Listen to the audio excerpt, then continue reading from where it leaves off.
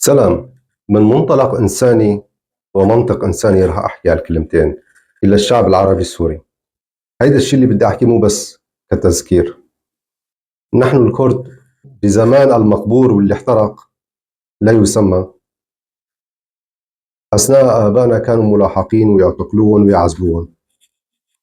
المجتمع العربي المدني كان يشوف هيدا الشيء، كيف يتم الاعتقالات من البيوت، كانوا يضحكوا. وعلى زمن المجرم ابنه للمقبور والمحروق نحن كذلك الأمر، كان في ضغط وقمع واعتقالات حتى. وأثناء زملائنا بالدراسة كانوا يقولوا، العرب طبعا السوريين، كانوا يقولوا بشار ما يقصر، هيك بدكم أنتم.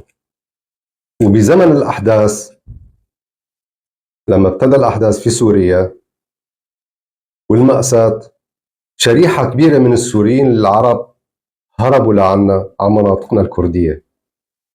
فتحنا الأبواب وقلنا لهم صدر لكم، رغم المعاناة اللي كنا نشوفها والاعتقالات والاضطهاد اللي كنا عم نشوفه وشو كان رد فعلكم. فتحنا بيوتنا للسوريين والعرب بين قوسين، قلنا معلش نحن إنسانيين ومنضل إنسانيين. من بعدها بفترة قصيرة جدا غادرتوا كمان، أخذتوا بيوتنا، نفس البيت اللي استقبلكم أخذتوه أنتم وطردتوا الكرد من بيوتهم، وأخذتوا الأملاك وأخذتوا الخيرات. من بعدها شرق سوريا طلبت النجدة من قواتنا الكردية، كمان لبيناهم. تتذكروا لما العرب وقتها صاروا يقولوا لفوني بالأصفر، لما قوات الكردية دخلت وحرروهم من الإرهابيين، كمان ما قصرنا ووقفنا جنبكم. طلبتوا التآخي، تآخينا نحن الكرد معكم بس غدرتوا فينا.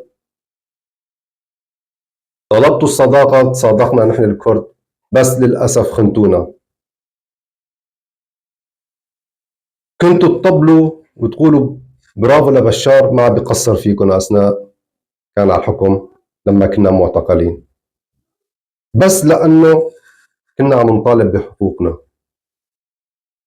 وحاليا بظل هيدا الظروف والمأساة اللي عم بتصير والحجم المأساة اللي عم تكبر أكثر وأكثر، لسه تحت هيدا الظروف الصعبة بتروحوا بتوقفوا جنب التركي بس لأجل الكردي ما ياخذ حقوقه في سوريا.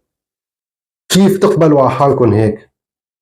في قلة من العرب السوريين بيعترفوا بالقضية الكردية كحقوقهم وأرضهم حتى، بس النسبة الكبيرة لهالدرجة أنتم مستعدين تساووا، مستعدين تعطوا سوريا كلها حتى إن كان للإرهاب أو الشياطين، لأن تركيا دولة وحشية، مستعدين تعطوها للوحوش، بس لأكراد الإنسانيين مالكم مستعدين، واللي هن أصحاب الأرض والشعب. قسم كبير بسوريا في إن كأرض من حقنا هيدا وحقوقنا. أنت لما عم بتطلع كعربي سوري بالمراية على حالك تتذكر الكردي اللي عم بتساوي فيه هيك وهيدا المواقف وهيدا الأشياء، ما عم تحس طاول؟ ما عندك إحساس؟ ما عندك ضمير؟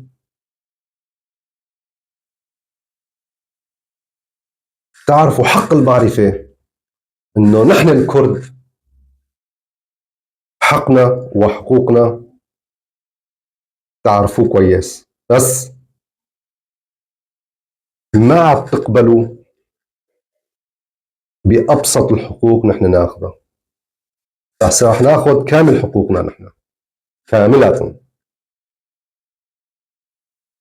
وبرجع بكرر لا سلام في المنطقة إذا ما أخذنا نحن الكرد حقوقنا. من 10 سنين بقول هالكلمة ولهلا بقولها. بيجي كرد وكردستان.